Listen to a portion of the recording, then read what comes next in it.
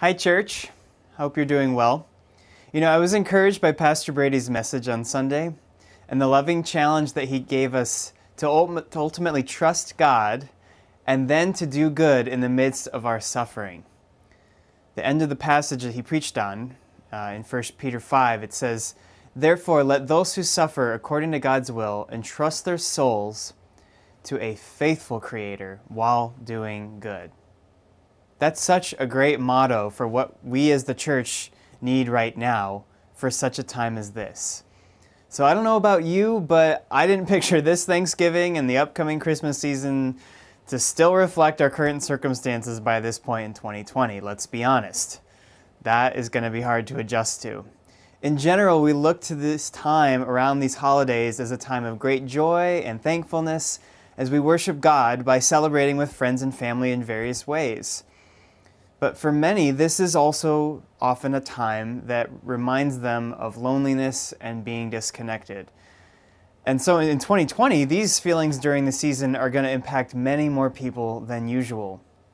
This has been a year that has too often left people gripped by fear, loneliness, despair, isolation, the list goes on.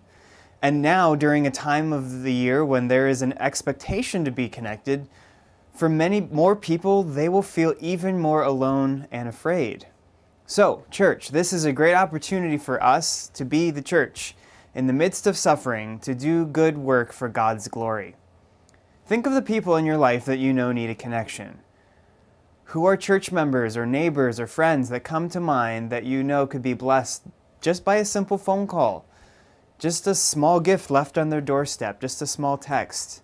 Even if you're homebound, there are many simple ways to give someone a needed connection, a reminder of God's love, even if it's just a short message that you text to them or a short phone call. That can go a long way. So for many of you, tomorrow's Grace Gives will actually present the perfect opportunity to showcase God's love by blessing these very brothers and sisters. This is exactly what we're talking about. And as a side plug, if you haven't signed up, please do so. We would love to have you join us. My encouragement to you is to look at your phone, look at your shopping cart, look at whatever messages you're sending out. Look at them as instruments for the gospel. Who can you show God's love to through these simple and safe methods?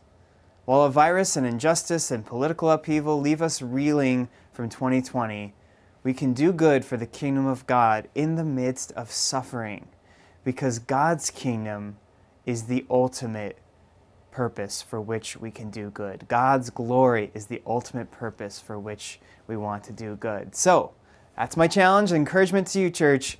Go and do good.